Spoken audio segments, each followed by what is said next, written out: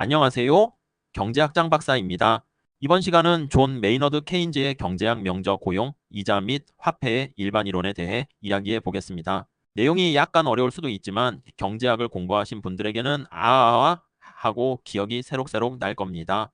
이 책은 1936년에 출간되어 당시 주류였던 고전 경제학의 틀을 깨고 새로운 경제학적 패러다임을 제시했습니다.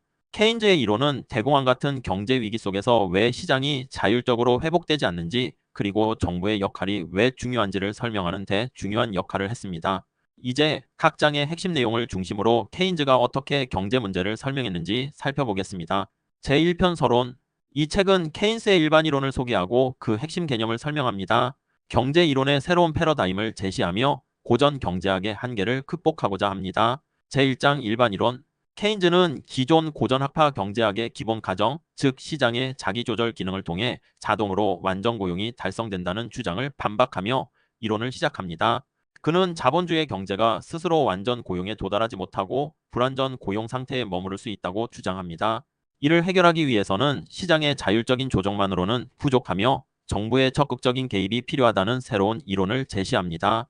즉, 경제는 때때로 수요가 부족하여 생산과 고용이 줄어드는 상황에 빠지는데, 이러한 상황에서 시장의 자기 조정만으로는 해결되지 않으며 정부가 나서야 한다고 말합니다. 제2장 고전파 경제학의 공준. 이 장에서는 고전파 경제학의 주요 가정들, 특히 세이의 법칙과 완전 고용 가정에 대해 비판을 가합니다. 고전파 경제학은 공급이 스스로 수요를 창출한다고 주장했지만, 케인즈는 이 법칙이 현실 경제에서는 작동하지 않는다고 말합니다. 그가 강조하는 것은 수요가 부족할 때는 공급이 늘어나더라도 이를 해결할 수 없다는 점입니다. 그는 고전 경제학의 기초가 현실에서 잘못 적용되고 있음을 지적하며 새로운 경제 분석이 필요하다고 설명합니다. 제3장 유효수요의 원리. 케인즈는 유효수요라는 개념을 도입합니다. 이는 경제의 고용 수준이 총수요에 의해 결정된다는 이론입니다. 총수요는 소비와 투자로 구성되며 수요가 부족할 경우 불완전 고용이 발생할 수 있습니다. 케인즈는 이 장에서 불황의 주요 원인으로 수요 부족을 제시하며 경제 회복을 위해서는 소비와 투자를 촉진하는 정책이 필요하다고 주장합니다. 제2편 정의와 개념. 제2편에서는 일반 이론의 핵심 개념들을 정의하고 설명합니다. 제4장 단위의 선정.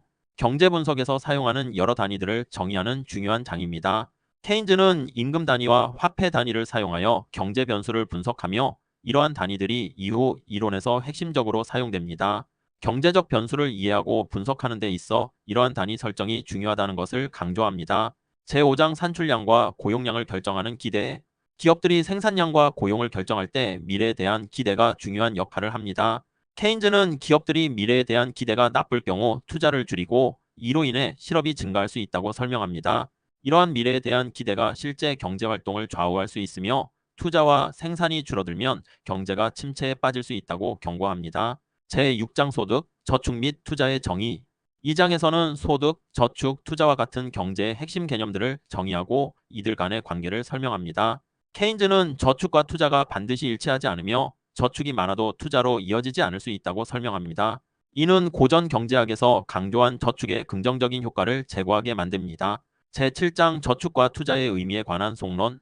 저축과 투자가 경제 내에서 균형을 이루는 방법과 그 과정에서 이자율이 어떤 역할을 하는지 설명합니다. 이자율은 단순히 자금의 가격을 나타내는 것이 아니라 유동성 선호를 반영하여 경제 전반에 큰 영향을 미친다고 강조합니다.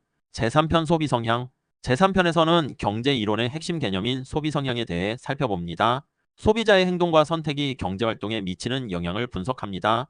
제8장 소비 성향, 객관적 요인. 소비에 영향을 미치는 객관적 요인에 대해 설명합니다.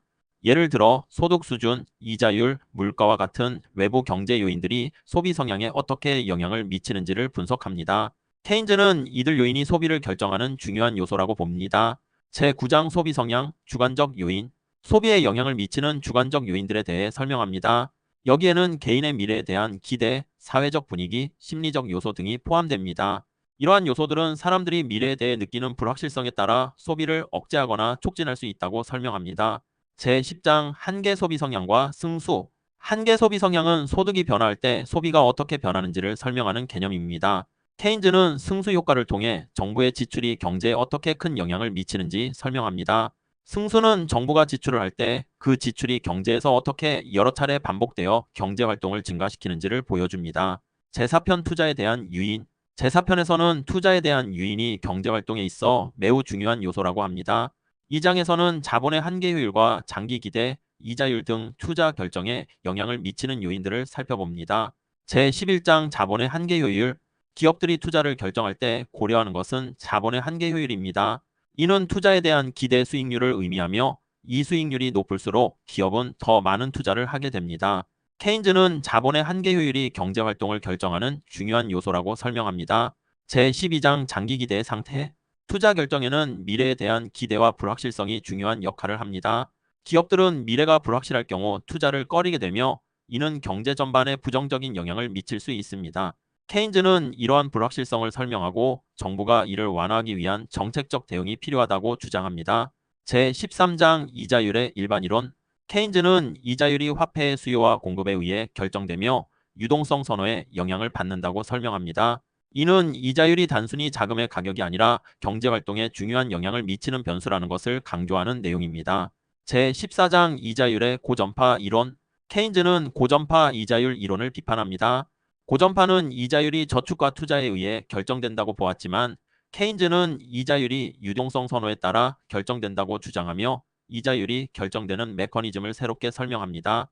제5편 화폐임금과 가격. 제5편에서는 케인스의 일반 이론에서 화폐임금과 가격에 대한 논의를 다룹니다. 제18장 화폐임금의 일반 이론. 이 장에서는 화폐임금의 경직성이 경제 고용과 생산에 미치는 영향을 설명합니다. 케인즈는 임금이 하락하더라도 실업이 해결되지 않을 수 있으며 오히려 임금 하락이 수요를 감소시켜 경제를 악화시킬 수 있다고 주장합니다. 제19장 화폐임금의 변동이 고용에 미치는 영향.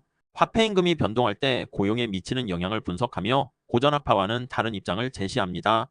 임금이 하락해도 수요가 감소하여 고용이 줄어드는 현상을 설명합니다. 제20장 고용함수. 고용함수를 통해 고용량과 생산량 간의 관계를 설명합니다.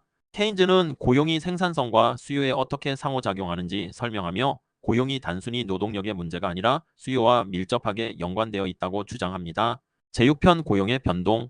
제6편에서는 경제 변동에 따른 고용 수준의 변화를 다룹니다. 경기 순환과 고용 간의 관계를 설명하고 고용 안정화를 위한 정책적 고려사항을 제시합니다. 제22장 고용의 단기적 변동.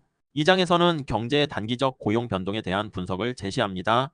케인즈는 경기 변동에 따라 고용이 어떻게 변하는지 설명하며 수요가 줄어들 때 고용이 감소할 수 있다는 점을 강조합니다. 또한 경제 상황에 따라 단기적으로 고용 변동이 심화될 수 있으며 이러한 변동을 완화하기 위해 정부의 정책적 대응이 필요하다고 주장합니다. 제23장 경기순환에 관한 코찰. 경기순환의 원인과 그 과정에서 고용이 어떻게 영향을 받는지를 설명합니다.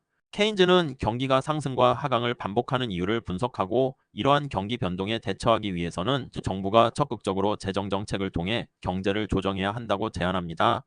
이 장에서 그는 경기 침체 시 정부의 역할이 특히 중요하다고 강조합니다. 제24장 사회 철학에 대한 몇 가지 코찰. 마지막 장에서는 케인즈의 경제 사상이 담긴 사회 철학적 의미를 다룹니다. 그는 자본주의의 문제점을 인정하면서도 이를 완전히 대체할 필요는 없다고 주장합니다. 대신 정부의 개입을 통한 자본주의 개혁이 필요하다고 설명합니다. 케인즈는 자본주의의 한계를 극복하고 더 나은 경제 체제를 만들기 위해서는 정부의 적극적 역할이 필수적이라고 말합니다.